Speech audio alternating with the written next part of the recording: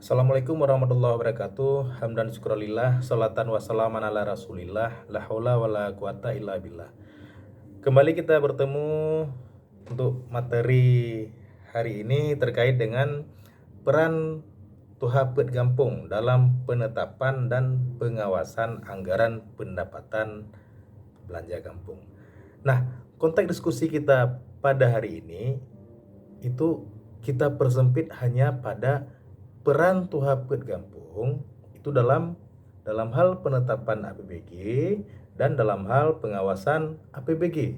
Jadi hanya dua konteks saja yang akan kita diskusikan untuk hari ini. Nah, terlebih dahulu sebelum kita masuk ke materi peran dalam penetapan maupun dalam pengawasan APBG, terlebih dahulu mari kita diskusikan atau bahas sejenak terkait bagaimana kedudukan Tuhapet Gampung itu sendiri. Nah, dalam Kanun Kabupaten PD nomor 8 tahun 2011, di situ dijelaskan bahwa pemerintahan Gampung terdiri dari pemerintah Gampung dan Tuhapet Gampung. Nah, konteks di sini pemerintahan, bukan pemerintah. Lalu, Tuhapet Gampung adalah unsur pemerintahan Gampung yang berfungsi sebagai badan permusyawaratan Gampung. Nah, hal itu dikupas dalam Kanun Aceh nomor 4 tahun 2009. Nah, selanjutnya coba kita lihat sedikit tentang fungsi Tuhapet Gampung. Nah, fungsi Tuhapet Gampung itu dalam Undang-Undang Republik Indonesia nomor 6 tahun 2014 pada pasal 55 disebutkan bahwa ada 3 fungsi Tuhapet Gampung. Yang pertama, membahas dan menyepakati rancangan peraturan desa bersama dengan kepala desa, yaitu membahas dan menyepakati rancangan kanun Gampung bersama dengan KSI atau dengan pemerintah kampung. Itu yang pertama. Yang kedua, menampung dan menyalurkan aspirasi masyarakat desa.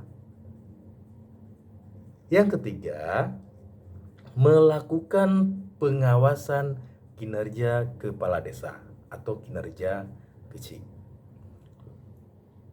Nah, coba kita kaitkan sedikit dengan Peraturan Menteri Dalam Negeri nomor 20 tahun 2018.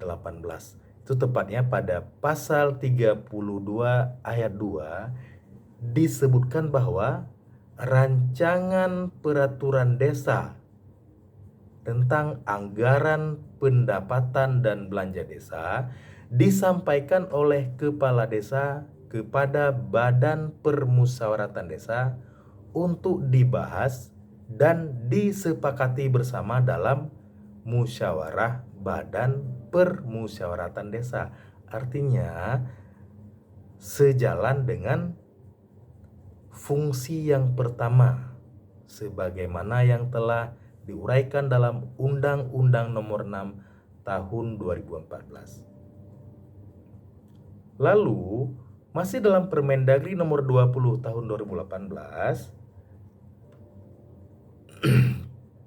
di sini diuraikan juga bahwa kepala desa menyampaikan laporan pertanggungjawaban realisasi anggaran pendapatan belanja desa kepada bupati atau wali kota melalui siapa? Melalui camat setiap akhir tahun anggaran.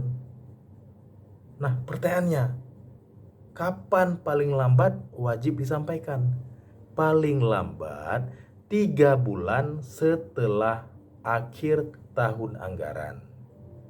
Timbul pertanyaan, apakah laporan pertanggungjawaban tersebut hanya berbentuk laporan biasa atau sudah dalam bentuk peraturan desa atau dalam bentuk kanun kalau di Aceh? Jawabannya adalah dalam bentuk kanun. Artinya apa? Kembali lagi ke fungsi pertama tadi, Tuhaput Gampung adalah setelah dibahas dengan Tuhaput Gampung. Nah, kemudian kita kupas sedikit hak Tuhaput Gampung. Dalam Undang-Undang Nomor 6 Tahun 2014 pada pasal 62 di sini diuraikan ada 5 hak Tuhaput Gampung atau Badan Permusyawaratan Desa. Yang pertama apa? Yang pertama mengajukan usulan atau usul rancangan peraturan desa. Mengajukan usul rancangan kanun. Itu yang pertama. Yang kedua, mengajukan pertanyaan, artinya Tuhaput Gampung tersebut berhak untuk bertanya. Itu yang kedua. Lalu yang ketiga apa?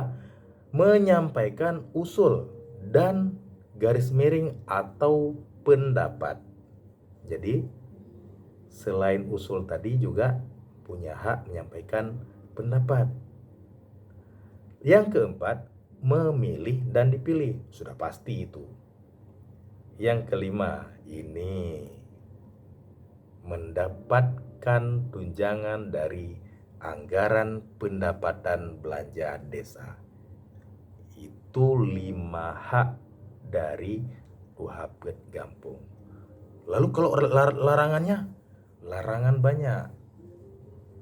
Mulai dari tidak boleh merugikan kepentingan umum, tidak boleh meresahkan sekelompok masyarakat, tidak boleh mendiskriminasikan warga, tidak boleh melakukan KKN, tidak boleh menerima uang, barang, dan jasa dari pihak lain yang dapat mempengaruhi keputusan atau tindakan. Kemudian tidak boleh menyalahgunakan wewenang, tidak boleh melanggar sumpah dan janji jabatan, tidak boleh merangkap jabatan dengan kepala desa. Artinya kalau sudah menduduki jabatan Tuhaput Gampung, tidak boleh menduduki jabatan kecil, tidak boleh rangkap. Lalu juga tidak boleh rangkap sebagai anggota dewan. Nah, yang paling menarik, tidak boleh berperan sebagai pelaksana proyek desa, tidak boleh masuk dalam TPK, tim pelaksana kegiatan.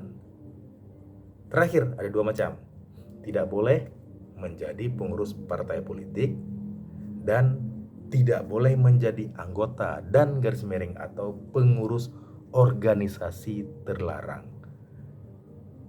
Kemudian terakhir timbul pertanyaan, lalu bagaimana peran TPG itu sendiri? Jawabannya sesuai dengan fungsi TPG dan sesuai dengan hak TPG. Pertanyaannya, apakah fungsi pengawasan Tuhaput Gampung itu sama dengan fungsi inspektorat? Tadi kita sudah melihat salah satu poinnya adalah pengawasan kinerja kecil. Pertanyaannya, apakah pengawasan kinerja kecil itu audit? Mengaudit seperti inspektorat, audit kinerja, audit dengan tujuan tertentu, audit investigasi, monitoring evaluasi, dan sebagainya. Jadi, simpulannya, apakah sama atau tidak? Akan kita jawab dalam pertemuan selanjutnya. Jadi untuk hari ini saya pikir cukup sampai di sini dulu. Terima kasih. Assalamualaikum warahmatullahi wabarakatuh.